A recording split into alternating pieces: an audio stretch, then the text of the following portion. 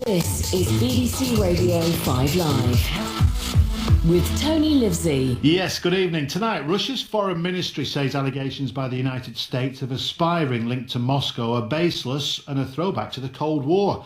The Americans have accused 10 people of spying for Russia. The FBI believes they were secret agents on deep cover assignments for Russia's Foreign Intelligence Service for over 10 years.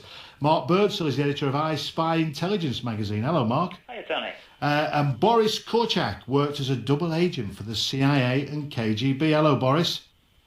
Yes, hello. How are you? Hello, I'm fine, thank you very much. Now, listen, Boris, I'll be with you in just a second. Mark, first of all, I was going to say you'll think this is like something out of a film, but I guess you mix with this sort of lifestyle all the time on I Spy magazine. Well, it's unusual to get so many of these chaps allegedly caught in one go. They work for the Russian equivalent of the CIA, which is the SVR, and these chaps were illegals. Basically, that means that they were operating in the US, not under official cover of the embassy.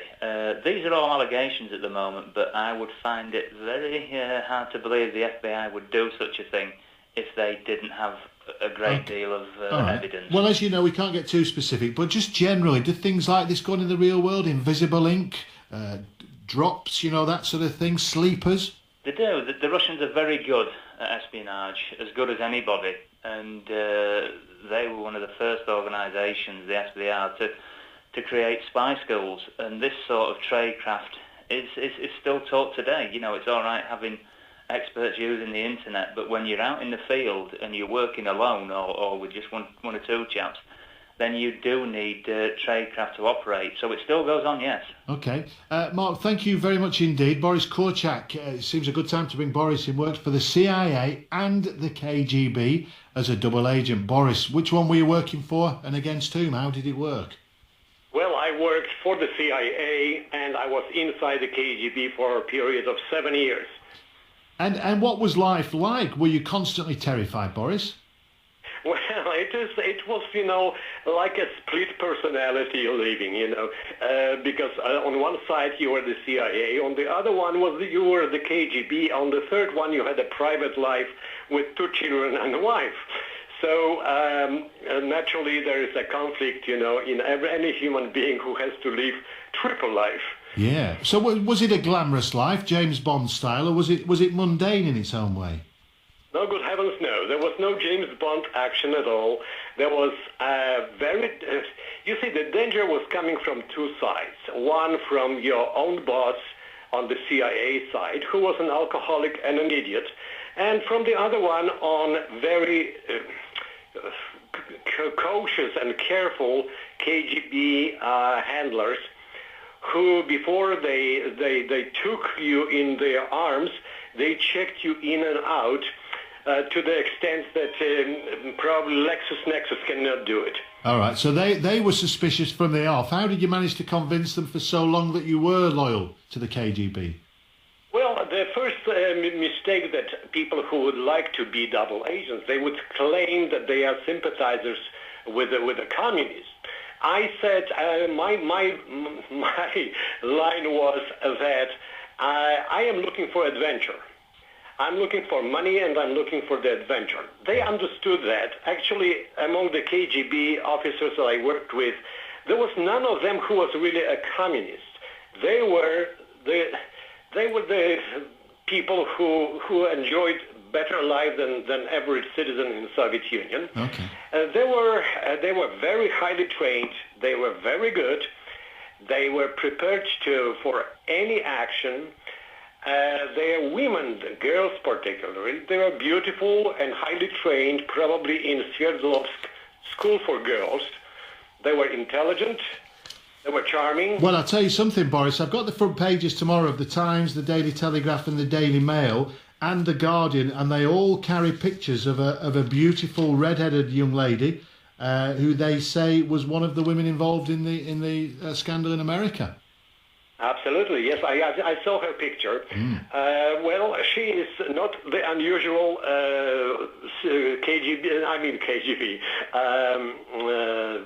SVR. Well, she's of a type. Let's say she's of a type. Now, listen, Boris, One of the issues in America, and again, I don't want to go into too many details, but one of the issues seems to be that these people haven't really found anything of major significance and handed it over to the Russians. Were you working in deep cover, and did you find out many significant things to pass to the CIA? Well, yes, I did. You see, the first thing is to identify who they are, what they do, what are their interests, what is their goal, and what is their aim. And let me tell you one thing. Russians, regardless if it was KGB or Служба внешней разведки, as they call now, they are patient people, something that Americans never had. They could prepare an agent for years. That's what happened here. For almost 20 years, they were organizing this Yonkers conspiration. And that is how the Russians worked. Okay. That's how the Russians work. All right. So you did get some significant information. What made you want to work for the CIA in the first place? Well, I was a political prisoner in communist Poland. I lost the whole family to the Soviet oppression. I lost everything in Poland, and it was my revenge that I was seeking. Okay. And how, Boris? How did things end up? What happened? Well, it ended up that I was exposed by a drunken CIA officer during the October Revolution party in Copenhagen Soviet embassy, and he simply spelled out my name, being provoked by the KGB officers. He said that Boris Korczak is doing. Here he described, in a rather vulgar term, what I was doing to the Soviet Union. So what happened to you? What happened? Well, I was shot in 1981 on August the 14th here in the United States in the kidneys with a poisonous pellet, just like Markov. I don't know if you recall Markov. I do, with the umbrella, yeah. Yes, I was shot with a poisonous pellet containing ricin, extract of ricin. I was dying for over a year. I had many relapses. CIA washed their hands. They never reimbursed me. They never kept their agreements, their contracts. So right now I am, they are a bit upset with my website, which is www.boriskorczak.com. All right. And with knowing that I am about finishing writing a book, all right, that I hoped I will find a publisher. Suddenly, Boris, it doesn't sound quite as exciting, does it, with all that going on? Listen, I do appreciate you talking to us tonight. Thank you very much, Boris. It is my pleasure. Thanks. Mark Birdsall, editor of I Spy Intelligence magazine.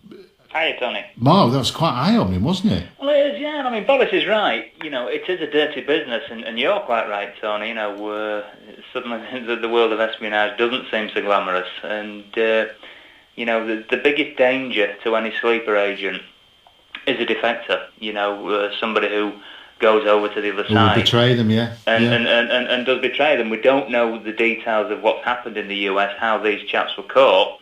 But it could well be that, you know, the FBI did obtain information, because there's one report that says they've been under surveillance for several years. I don't think that's true. Well, I'm sure it'll all come out over the next few weeks and months. Mark, listen, thanks for joining us. You're welcome, Tony. Mark Birdsall from I Spy magazine. You're listening to Tony Livesey on 5 Live, 11:17. BBC Radio 5 Live is also available through your digital TV.